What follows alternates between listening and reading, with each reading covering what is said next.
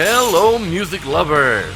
This is Squiggly Myers for Radio, and you are in to the Squiggle Spin, a place where we will be highlighting and reviewing your favorite songs by your favorite indie artists. Brought to you by Rock the Alphabet. Go to Spotify and search Rock the Alphabet, where you will find the most comprehensive list of playlists. A through Z, chances are we have the playlist for you.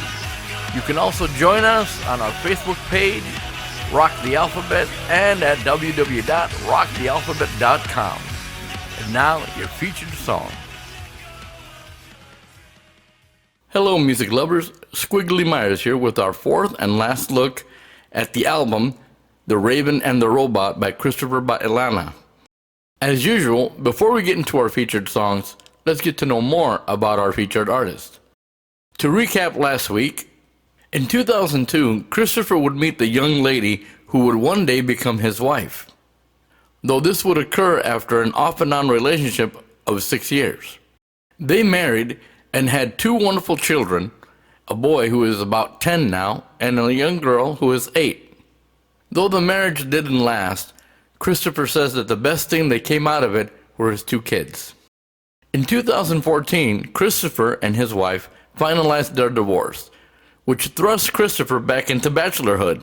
The dating scene hadn't changed much, but Kristopher still entered with a little more caution this time. This being said, in 2016, Kristopher would meet a young lady, also recently divorced, who would change his life forever. On November 30th, they got together at her house to watch a movie and have a little wine. They ended up going to bed a bit early that evening. Everything was peaceful. Then about 11 o'clock, it happened. A bang at the door. A crash through the window. The things nightmares are made of. Turns out the girlfriend forgot to mention how messed up her jealous ex was. The ex, thinking the girl alone, burst in a rage, planning on murdering her. Thus begun the fight of Kristopher's life. The fiend, wielding a carving knife in one hand and a kebab knife in the other, began his assault. The murderous specter, not expecting anyone else there, soon found himself toe-to-toe and evenly matched with Kristopher due to the adrenaline of the moment. Kristopher's initial reaction was to brush his attacker, though neither of them got a good look at each other due to a privacy screen that was blocking them. In the struggle, Kristopher was stabbed multiple times in the head, shoulders, and back. Though the fiend, seeing that his adversary would not be subdued, he then put Kristopher in a headlock and attempted to decapitate him with the serrated kebab knife. Kristopher then reached up, literally wanting to save his neck, ended up sacrificing a couple of fingers in the attempt. The girl, whose screams could be heard throughout the house, attempted desperately to escape, but her attempts were futile, seeing that the doors were key-locked, thus trapping her inside. Running to the back, the assailant caught up with her and began to stab her repeatedly as well.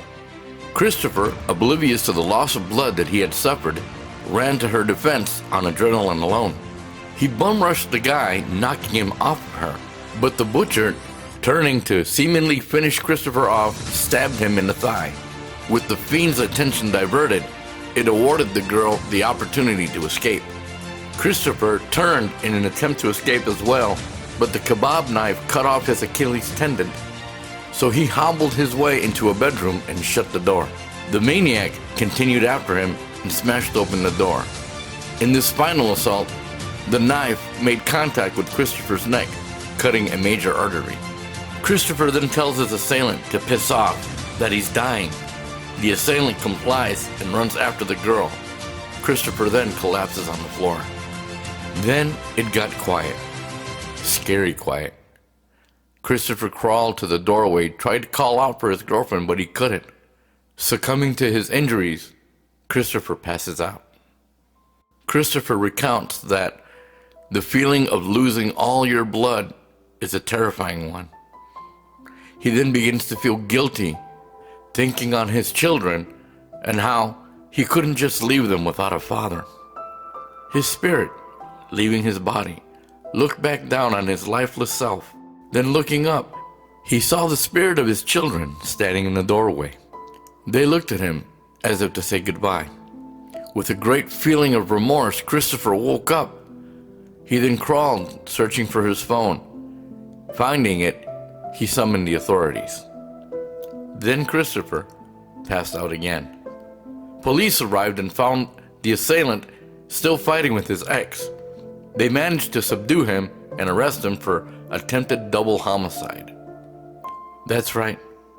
After everything that happened, Kristopher and his then girlfriend survived the night. Kristopher was rushed to the hospital and spent the next 15 hours in surgery, only because that's the allowed time for a person to be under anesthesia. The doctor said that in all her time in the medical profession, she had never seen anyone come in with such injuries and live to tell about it. Kristopher spent the next few weeks in the hospital, though he signed himself out just before Christmas to spend time with the family. The months ahead would be a long road to recovery. Kristopher says that his music has helped in his therapy, both physically and emotionally. He says that writing music helps him sort through the turmoil inside and brings him one step closer to healing. So, my friends, when you listen to The Raven and the Robot, maybe within the lyrics and within the music, you will find Kristopher's story. And now, let's take a look at our final featured songs. Part 7, The Mechanic, and Part 8, Dayrise. Part 7, The Mechanic, finds our intrepid travelers crash-landed on a planet on the other side of the black hole. The mechanic begins to try to rebuild what has been destroyed. Gathering the pieces around him, the trinkets, the parts of the robot, pieces from the new planet they have found themselves on, he tries to rebuild, but finds that he can't, so he builds something new. Musically, again, we're met with a kaleidoscope of sounds that build a sonic landscape which embodies the moment, leaving us with the serene, cinematic space in which the urgency to rebuild can be felt down deep in our souls. This then gives way to Part 8, Dayrise.